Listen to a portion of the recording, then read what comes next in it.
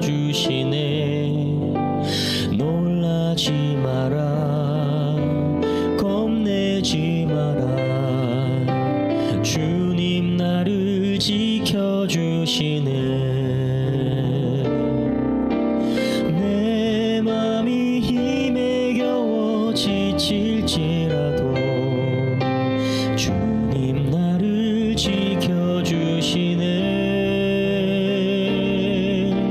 세상의 험한 풍파 몰아칠 때도 주님 나를 지켜주시네. 주님은 나의 산성,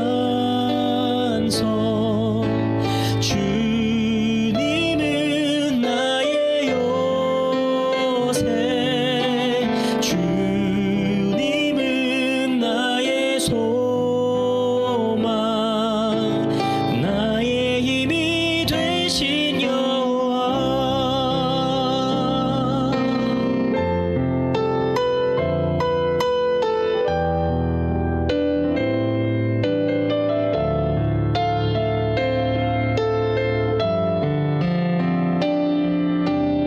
내 맘이 힘에 겨워 지칠지라도 주님 나를 지켜주시네. 세상의 험한 풍파 몰아칠 때도 주님 나를 지켜주시네.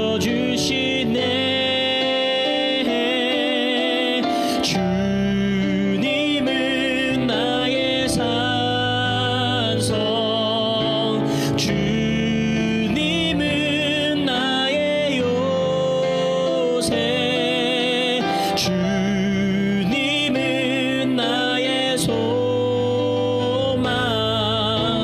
나의 힘이 되신 여호와. 주님은 나의 산성, 주님은 나의 요새, 주님은 나의 소망, 나의 힘이 되신 여호와. 나의 힘이 되신 여호와. 나의 힘이 되신 여호와.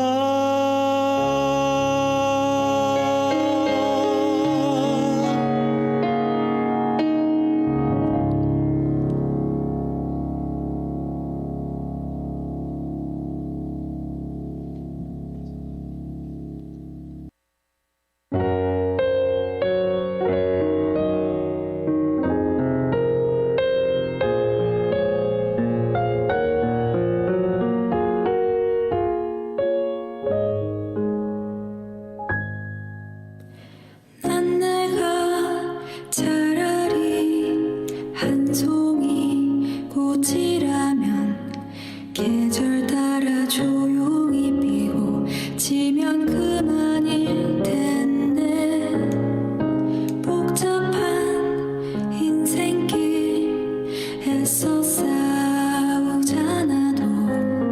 그저 아름답게 피면 모두가 웃을 텐데 무거운 하루에 고단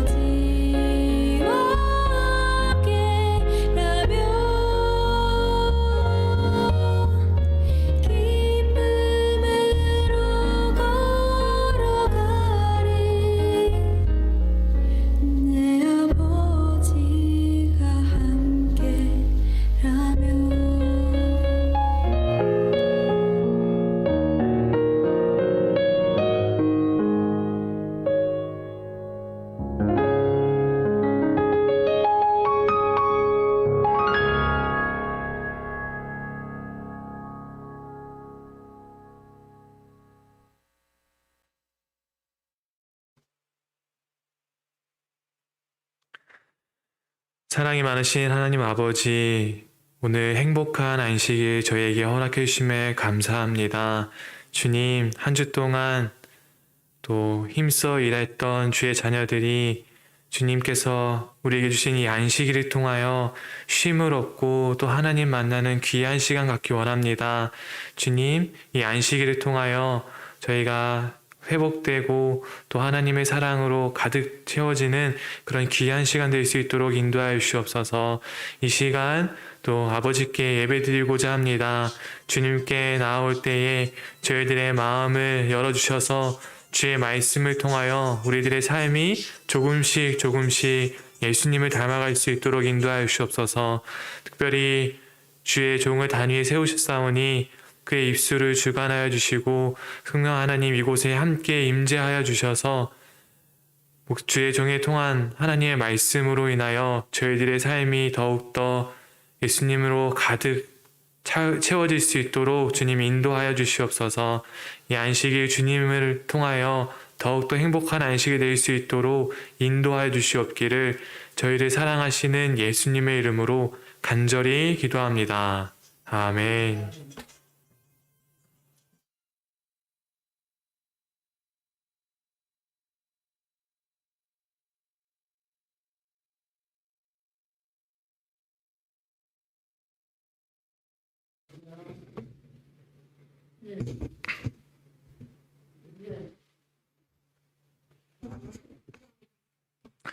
사랑하는 성도님들, 지난 한 주간 평안하셨습니까? 하나님의 은혜와 평강에 넘치는 이 아름다운 시간 되기를 간절히 바라겠습니다. 오늘은 이 시대가 아닌 그 시대라는 제목으로 하나님의 말씀을 선포하고자 합니다. 그 전에 우리 지난주 복습을 잠깐 하는 시간을 갖도록 하겠습니다. 혹시 지난주 설교 제목 기억하십니까? 예, 지난주 설교 제목은요, 바로 최고의 언박싱이었습니다. 인류의 최고의 언박싱은 바로 무엇이냐면 하나님 우편에 있었던 요한이 그토록 열고 싶었던 그 두루마리. 거기에 무엇이 적혀 있어요? 이후에 의인들과 악인들이 어떻게 될 것인지 인류의 미래, 그것만 미리 보면 결말이 의인에게 해피엔딩이면 아무 관계가 없기 때문에 하나님이 어떠한 여정을 가지고 그들의 백성을 돌보시는지 알기만 하면 좀 고난받아도 되기 때문에, 그래서 바울이 그토록 보고 싶었는데 그 두루마리를 열 분이 계시지 않은 줄 알아서 울었는데 결국 예수님께서 취임하시고 대관식에 참여함으로써 온 우주의 공식적인 왕이 됨으로써 하나하나 그 인장을 떼시는 모습을 우리가 언박싱, 이 박스를 열다 그랬죠. 최고의 언박싱이라고 말씀을 드렸던 것이죠. 그리고 한 개 한 개 인을 뗐을 때 나타났던 장면과 그리고 그 상징에 대해서 우리는 지난주에 배우게 되었습니다. 첫 번째, 인을 뗐을 때에 흰 말을 타고 있는 그러한 자가 등장하게 되었고, 그것은 복음의 질주를 이야기한다고 그랬습니다. 예수님께서 돌아가시고 그 이후에 정말 복음이 전 세계에 확산되는 질주의 시대에 이르게 되었다고 말씀드렸고요. 복음만 질주하였던 것이 아니라 붉은 말의 시대, 성도의 핍박, 붉은 말이니까 피를 상징하지 않습니까? 복음이 질주되면서도 성도들이 핍박당하고 죽는 그런 과정이 있었다. 그 다음에는 검은 말, 뭔가 생기가 없죠? 말씀의 기근의 시기가 이르러 왔다. 검은색보다 더 나쁜 것은 없을 줄 알았는데 영적 남치병의 시대, 검은색보다 이 청황색이 더 안 좋다고 말씀드렸죠. 왜냐하면 검은 벽보다 검은 벽에 곰팡이 같은 것이 펴서 병균이 옮게 되어서 뭔가 허여멀거해진 게 더 안 좋은 것이라고 말씀을 드렸습니다. 최악의 시대에 이르게 되어서 사실 이 부분에 대해서 제대로 해석하지 못한 신학자들은 각각의 시대로만 나눠져 있다고 이야기를 하지만 실제로 이것은 그렇게 딱딱딱 시대별로 나눠서만 해석할 수 있는 부분이 아니라고 말씀드렸어요. 그렇게 해석하면 너무나도 성도들이 감사할 수 없고 불안해할 수밖에 없기 때문이죠. 그래서 이 부분을 어떻게 설명을 하고 있냐면 복음의 질주가 달림부터 복음의 질주는 끝까지 달리고 그 다음에 2번 말 성도의 핍박이 달리고 하지만 쉬지 않고 복음의 질주가 계속 달리고 그 두 말이 달리는 동안 계속해서 말씀의 기근의 말도 출발해서 달리게 되는 이러한 형태죠. 복음의 질주가 달리고 하지만 성도의 핍박에 출발을 하게 되었을 때 두 말이 또 같이 달려요. 한번 출발한 말은 세상 끝까지 계속 달린다 그랬습니다. 이쯤 되면 복음의 질주는 흰색은 좀 멈출 줄 알았는데 그게 아니라 복음의 질주는 또한 성도의 핍박, 말씀의 기근, 영적 난치병과 함께 이 네 말이 시대의 종물가 끝까지 달린다. 이것은 무엇을 의미한다고 말씀드렸죠?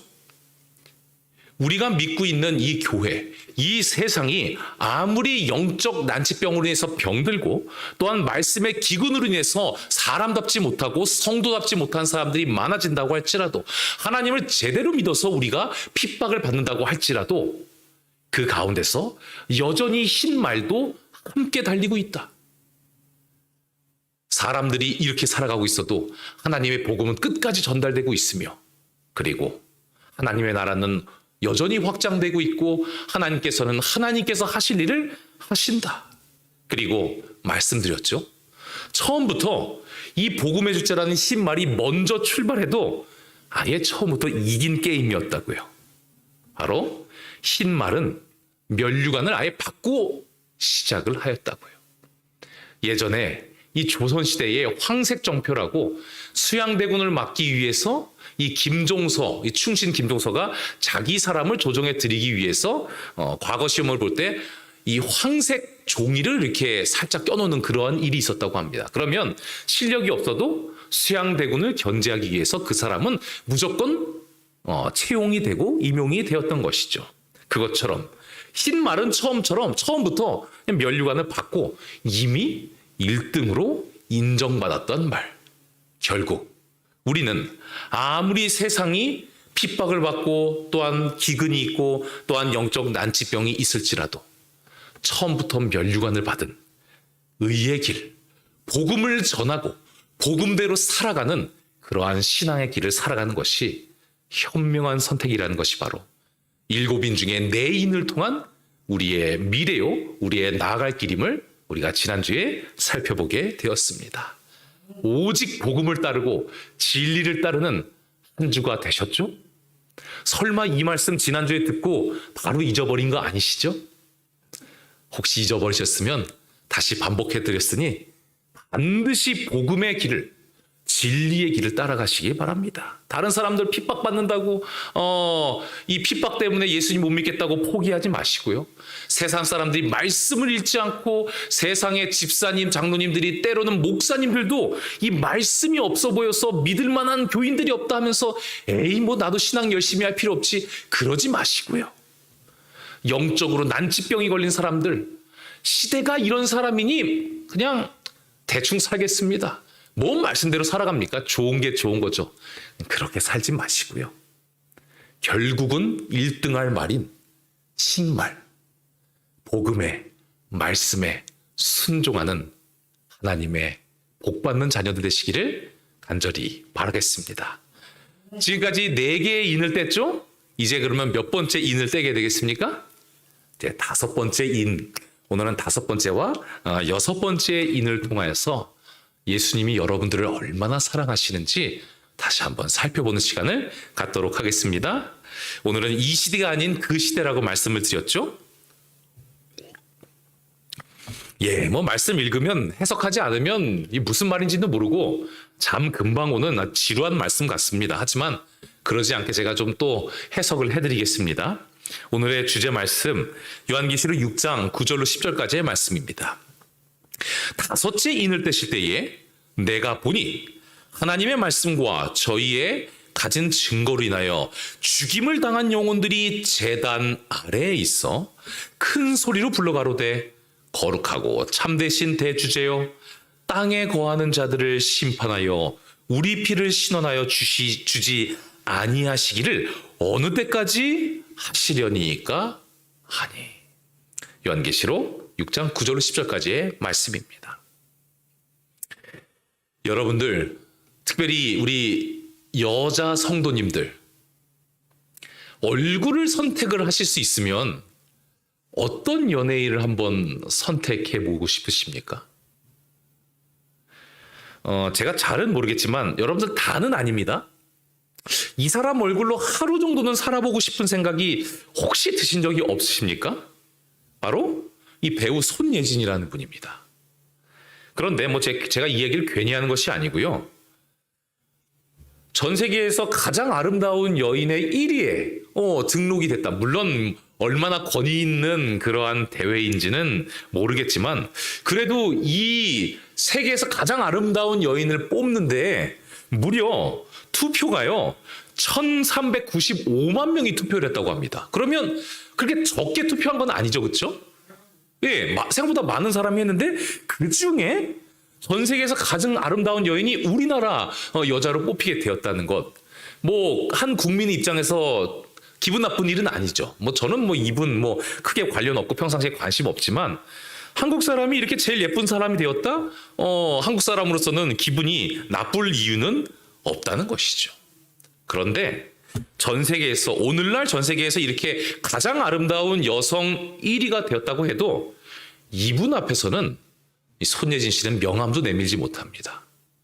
그것도 얼굴이냐 이런 얘기를 들을 수밖에 없는 대단한 미인을 소개해드리도록 하겠습니다. 그분은 바로 이분이십니다. 자, 이분 누구시죠? 김 전사님, 이 아름다운 새롭게 등장한 아름다운 분 누구시죠? 예, 여러분들 네임 밸류부터 비교가 안 됩니다. 이 오른쪽 분이 훨씬 예쁜 걸로 유명한 분입니다. 이분은 바로 동양의 역대 최고의 미인이라고 평가받은 양귀비입니다.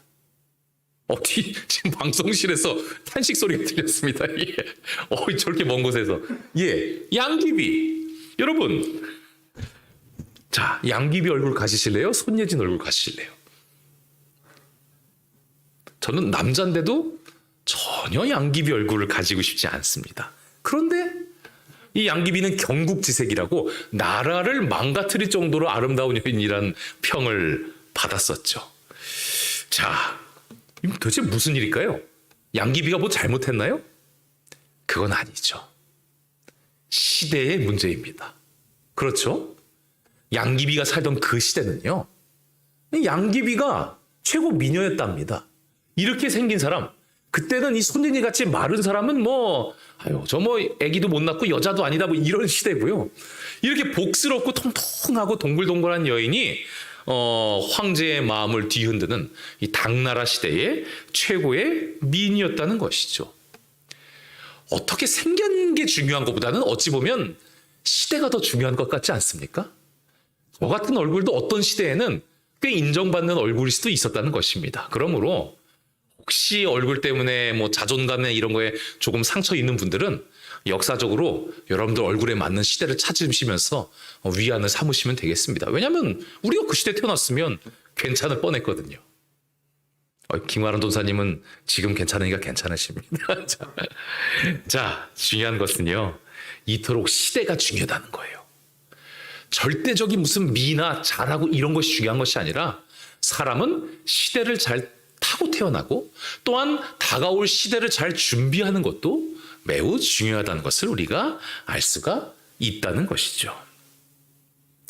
자, 왜 시대에 대한 이야기를 말씀을 드렸을까요? 오늘 하나님의 말씀에는 시대를 잘못 타고 태어나서 핍박을 받고 괴로웠던 백성들이 너무나도 많이 등장하기 때문입니다. 죽임을 당한 영혼들이 제단 아래에 있었다고 기록이 되어 있죠. 이 사람들은 어떤 사람들일까?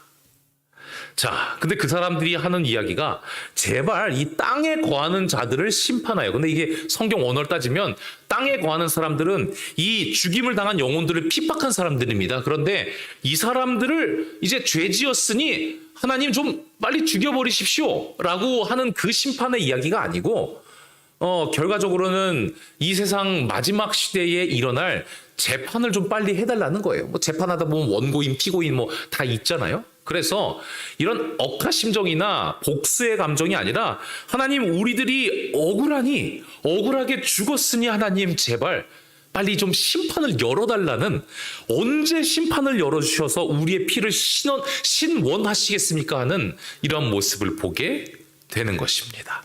그리고 이 죽임을 당한 영혼들은 바로 누구냐? 엘린 지 화이트는 리브앤 헤럴드에 이렇게 이야기했죠. 그리스도께서 초림하시기 전, 처음 오시기 전 인간의 질투와 증오로 희생당한 순교자들, 모든 인류의 역사를 통틀어서 그 선한 아름다움을 보고 하나님을 제대로 믿는 사람이 마음에 안 들어서 그들을 핍박하거나 그들을 죽였던 사람들이 땅에 거하던 자들이고, 죽임을 당한 영혼들이 바로 그 핍박당한 사람들이라고 엘렌 지 화이트는 이렇게 이야기하고 있는 것이죠. 그러면 생각나는 사람이 있습니다. 이런 사람들 중에 처음 사람이 누구죠? 거의 아벨이라고 할 수가 있죠. 아벨은 죽었습니다.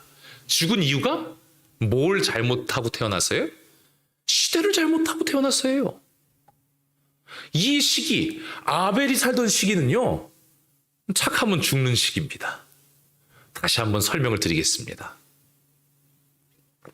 여러분, 아벨과 가인이 제대로 맘먹고 한번 이렇게 싸워서 붙었으면 누가 이겼을 것 같습니까? 저도 정답은 몰라요. 근데 가능성을 한번 말씀을 드리도록 하겠습니다. 한 가지 예를 들어서요. 여러분, 이 두 사람 중에 격투기를 하면, 실제로 격투기 선수라고 합니다. 두 선수가 격투기를 하면 누가 이길 것 같아요? 우리 장로님이 딱 봐도 누가 싸우면 이길 것 같이 생겼습니까? 그렇죠. 이 오른쪽, 누가 봐도 사람보다 좀 더 짐승에 가까워 보이는 이분이 계시지 않습니까? 이 뭔가 이렇게 근육도 많고 훨씬 세 보여요. 그런데 실제적으로 이 전 세계가 난리가 났었다고 합니다. 이 왼쪽 사람이 이겼어요. 헤비급이기 때문에 전 세계에서 가장 강한 사람으로 이 미오치치라는 사람이 등극을 했다는 것입니다. 이 더 힘센 사람이 이기지를 못했대요. 저도 이 기사를 보고 꼭 이 전쟁이라는 것이, 이 전투라는 것이 힘만으로 되는 것은 아니구나.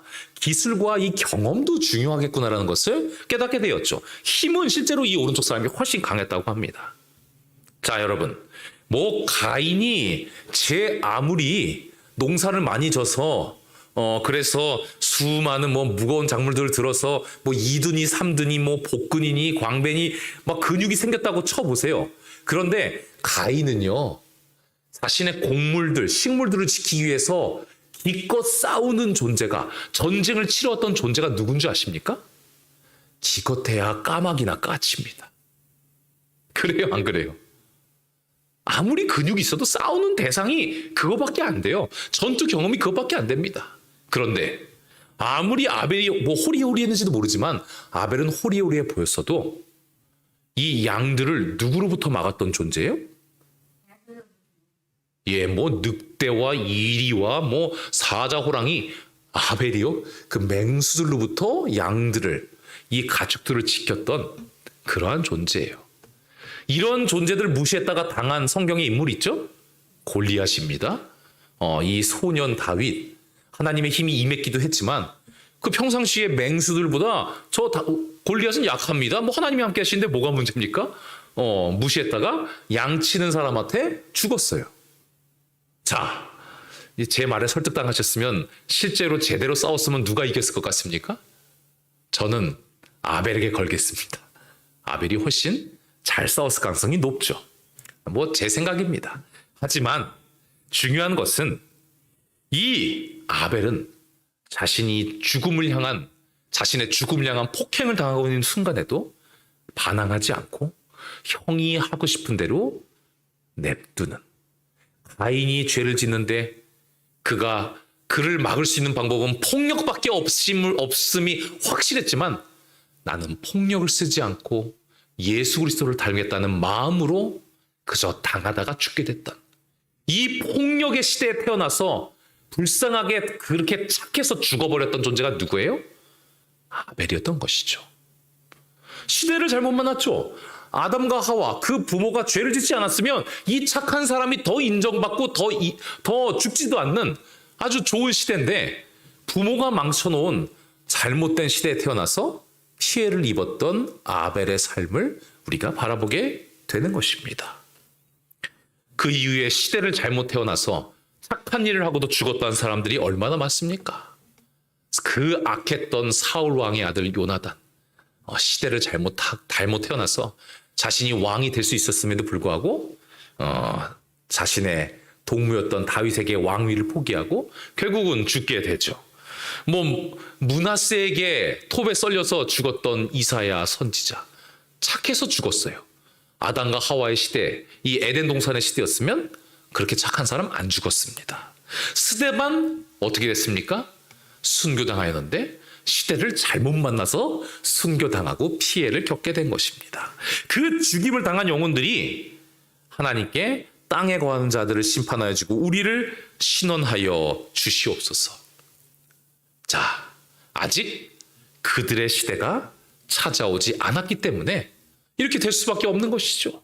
아직 이 시대에 머무르지 못한 당나라에 살고 있는 손예지 같은 존재가 이러한 존재라는 것입니다. 그냥 당하는 것이죠.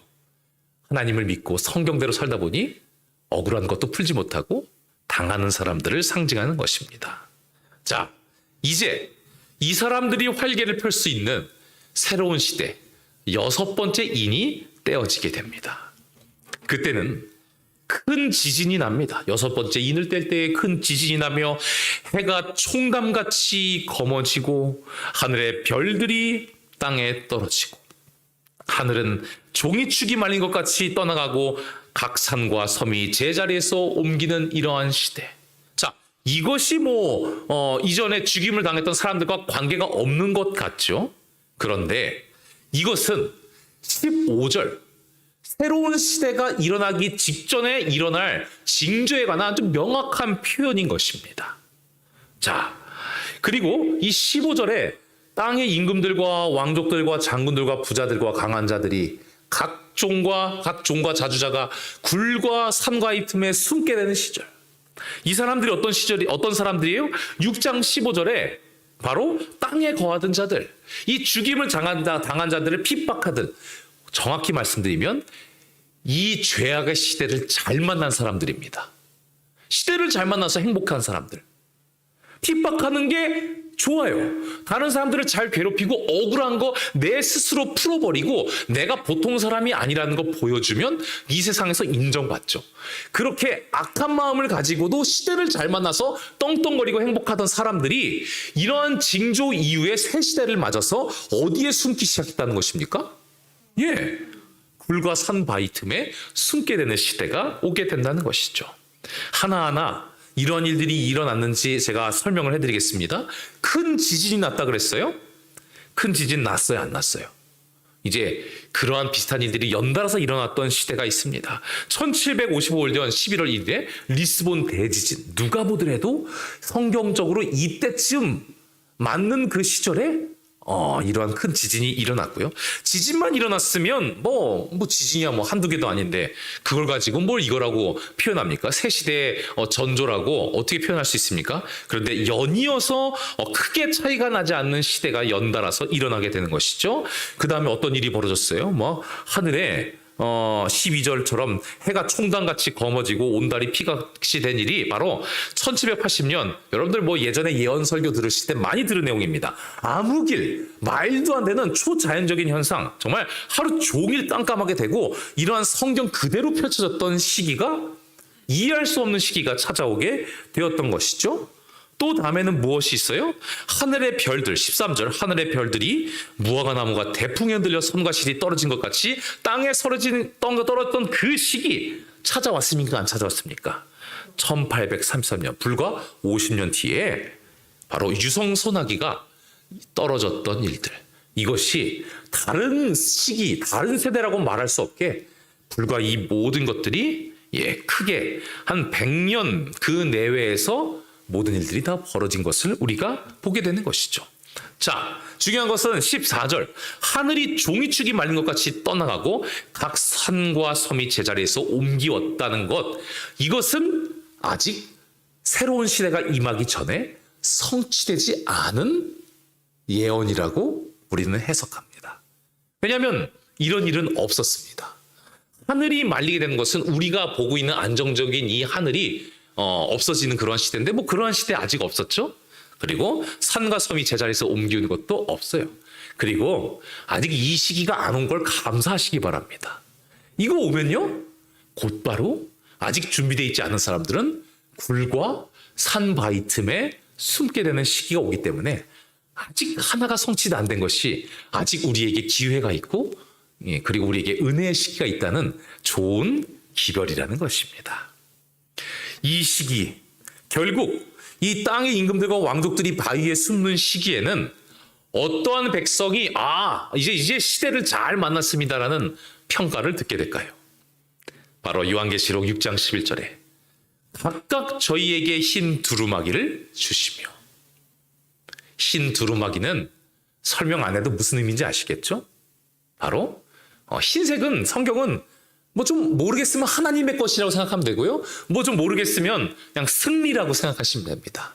이미 아까 전에 그 흰 말이 면류관을 받고 살아간 것처럼 이 탄원하고 하나님께 신원했던 죽임을 당한 백성이 하나님께 막 궁시렁궁시렁 되니까, 야, 너네 흰 두루마리 일단 입고 생각해. 그리고 조금만 기다려.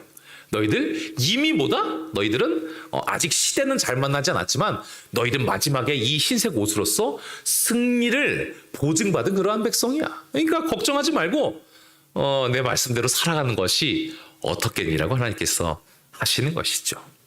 이 흰 두루마기를 입은 자들은요, 바로 땅에 거하는 자들에게 이 땅에서 심판받았던 그러한 사람들, 그 사람들이 바로 흰 두루마기를 입은 사람들이라는 것을 보게 되는 것입니다.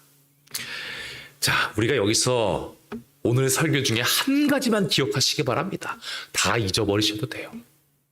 도대체 이 흰 두루마기를 입은 사람은 어떤 선택을 하는 사람일까? 조금 추상적이잖아요. 그냥 뭐 착한 사람인가? 하나님의 말씀을 잘 지키는 사람들인 것 같긴 한데, 뭘 하나님의 말씀을 어떻게 잘 지킨 사람인가? 하나님의 말씀도 선별적으로 순종하잖아요. 사람들이 자신 뭔가 마음에 허락하는 것만 순종하고 내 마음에 안 드는 거는 그 말씀을 바꿔버리려고 한다든지, 아니면 난 원래 안 되니 나에게 그 말씀 강요하지 마세요라고 하든지, 그렇게 순종을 아주 가벼이 여기는 그러한 시대에 우리가 살아가고 있지 않습니까? 그런데 도대체 흰 두루마기를 입은 자들, 이 사람들 결국은 하나님의 신원을 통하여, 재판을 통하여, 심판을 통하여 너 이제 시대 잘 만났다, 하늘나라에 가자. 이 사람들은 어떤 사람들이냐는 것이죠. 오늘의 질문에 답이 있습니다. 바로 그것은 무엇이냐면, 우리 피를 신원하여 어느 데까지 하시리까? 자신의 억울함을 자신이 푸는 것이 아니라 하나님이 풀어주실 것을 믿고 하나님께 맡기는 자들, 그들이 흰 두루마리를 입는 자들이라는 것이죠. 아벨이 그랬습니다. 얼마나 억울해요. 자신은 하나님이 하란 대로 한 것밖에 없어요. 그 죽이기 싫은 양, 자신이 키워왔던 뭐 이름 하나하나 다 붙여주지 않았을까요? 이름을 붙이고 사랑으로 먹였던 그 양을 죄의 무서움을 경험하기 위해서, 예수님을 상징하는 그 대속을 경험해 보기 위해서 자신이 직접 키우던 양을 찔러서 죽이고 피를 내고 각을 뜨고, 가인은 자신이 키우지도 않아서 아무것도 아니에요. 남의 집 양 죽이는 건 그나마 괜찮아요. 근데 이 아벨은 아니라는 것이죠. 그것밖에, 자신은 순종한 것밖에 없는데, 잘했는데 막 뒤통수를 치고 쳐갖고 죽이는데, 그 죽이는 사람이 나와 한 삶을 살았던 형이다? 얼마나 억울했을까요? 죽을 때 욕지거리라도 하고 죽고 싶지 않았을까요? 하지만 아벨은 정말 양처럼 죽었습니다. 소리도 제대로 내지 않고 불쌍하게, 억울하지만 이게 내 운명이려거니 하면서, 이게 신앙이거니 하면서 억울함을 스스로 풀지 않고, 마지막 손짓으로 한번 형 때리지 않고 그렇게 죽었던 것입니다. 스데반은 어땠습니까?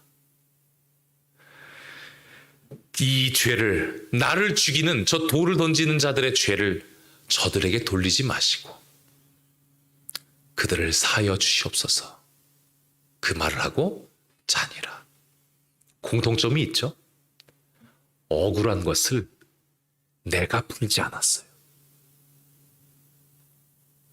그리고 이 모든 것의 정점, 우리의 표준은 예수님이시지 않습니까? 가끔 이 십자가를 생각하면 저는 얼마나 복장이 터지는지 모릅니다. 그러다가도 제 죄 때문에 돌아가신 것에 또 무슨 복장이냐, 내가 할 말이 있나 이러면서 그냥 수그러들어요. 예수님은 신학자들이, 제가 여러 번 말씀드렸지만 신학자들이 말하기에는 십자가에 안 달리셨어도 돌아가셨을 거라고 이야기를 합니다. 과로사하셨을 거라고 얘기해요. 얼마나 자신의 삶이 없고 밤낮 가리지 않고 불쌍한 백성들 있으면 밤에도 손 얹으면서 살려주시고 새벽에는 또 나가서 혹사하시면서 기도하시고 바로 쉬지 않는 일정으로 그렇게 공생해 하시다가 두셨어도 과로사하셨을 것이라는 겁니다. 그런데 이 온전히 주기 위하여 오셨던 이 예수님, 그 예수님께서 돌아가시면서 너무도 억울하게 잘못한 것이 하나도 없는데 잘한 일만 있으신 이토록 사랑이 넘치신 예수님께서 그 억울함을 조금도 표현하지 않으시고 저희의 죄를 사하여 주시옵소서. 저들이 자기 하는 일을 모르나이다. 여러분, 흰옷을 입은 자들은 이러한 자들이라는 것이에요. 어렵게 생각하지 마세요. 물론 쉬운 것은 아닙니다. 하지만 복잡하게 생각하지 마시고 여러분들이 누군가에게 핍박받고 누군가에게 억울한 이야기를 듣고 누군가에게 기분 나쁜 이야기를 들었을 때 그거를 그대로 다 세상 사람들처럼 풀어가고 내가 보통 사람이 아니라는 힘과 본때로서 모든 것을 해결한다면 여러분들은 이 시대를 잘 만난 사람입니다. 이 시대까지는 잘 만나요. 하지만 오늘 설교 제목처럼 이 시대가 아니라 어떤 시대요? 그 시대에서는 어울리지 않는 사람이요, 손해볼 사람이라는 것입니다. 하지만 예수님처럼, 스데반처럼, 그리고 바울처럼, 아벨처럼 이 시대를 잘 못 만나는 사람들, 억울한 것을 하나님 결국은 예수님께서 신원하여 주시고 풀어주시겠죠? 저는 받아들이고 예수님 옆에서 잠시 쉬겠습니다. 예수님 옆에서 잠시 손해보겠습니다. 이러한 자들은 지금은 손가락질 받고 멍청하다는 소리를 듣겠지만 세상에 많은 징조들 방금 보여드렸었죠? 그 징조들 이후에 하늘이 종이축처럼 말린 이후에 그러한 여러분들의 시대가 분명히 이르게 된다는 것입니다. 땅에 거하는 자들을 심판하여 주시는 그 하나님, 그 하나님께서 준비한 그 시대에 여러분들 떵떵거리며 그리고 내가 이렇게 살기를 잘했다 하며 주님께 감사를 있는 백성이 되고 싶지 않으십니까? 여러분들은 영적 손예진이 되고 싶으십니까?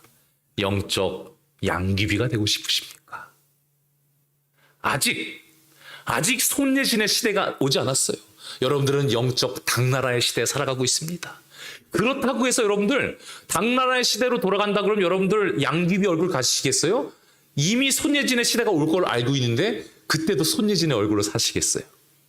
저 같으면 지금 나의 모든 기억과 지식을 갖고 당나라로 돌아간다면 세상 사람들이 예쁘다고 하지 않아도 저 같으면 손예진 얼굴 주세요 할 것 같아요. 왜냐하면 시간이 지나면 결국 양귀비 얼굴의 시대는 지나가고 손예진 얼굴의 시대가 오기 때문입니다. 여러분, 영적 손예진이 되시기를 간절히 바라겠습니다.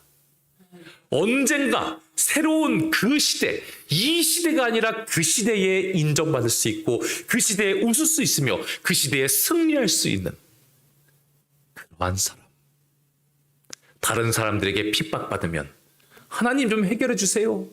저는 어차피 해결 못하니 주님께서 모든 거 다 해결해 주세요. 하나님께 다 맡기고 저는 당하는 삶을 살렵니다. 그렇게 미래를 준비하며 흰옷을 입는 그러한 사람이 되렵니다. 그렇게 이 시대가 아니라 그 시대에 복받는 백성이 되기 위하여 예수님처럼 예수님을 본받고 예수님께서 인도하신 그 길대로 걸어가는 영적인 아름다운 백성이 되시기를 바라며 오늘의 말씀을 마치도록 하겠습니다. 기도하겠습니다.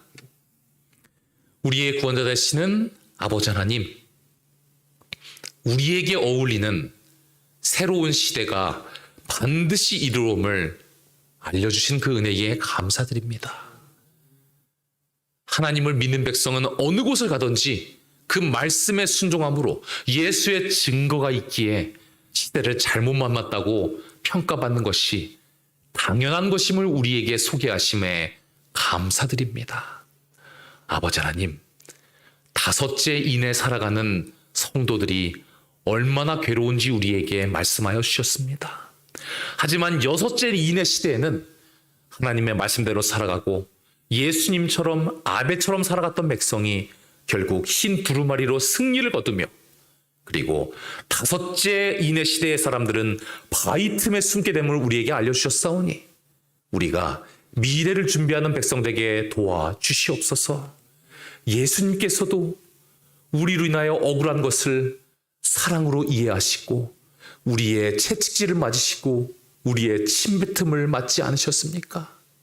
그 사실을 기억하며 의인의 표징인 예수님을 닮아가도록 인도하여 주시옵고 이 땅의 억울함을 하나님께 주신 약속으로 풀어가며 당신의 백성에게 흰옷을 주시는 약속의 예수 그리스도의 능력을 의지함으로 풀어가는 믿음의 백성되게 인도하여 주시옵소서. 우리의 구원자요 생명의 시여자가 되시는 예수 그리스도의 이름으로 간절히 기도드립나이다. 아멘.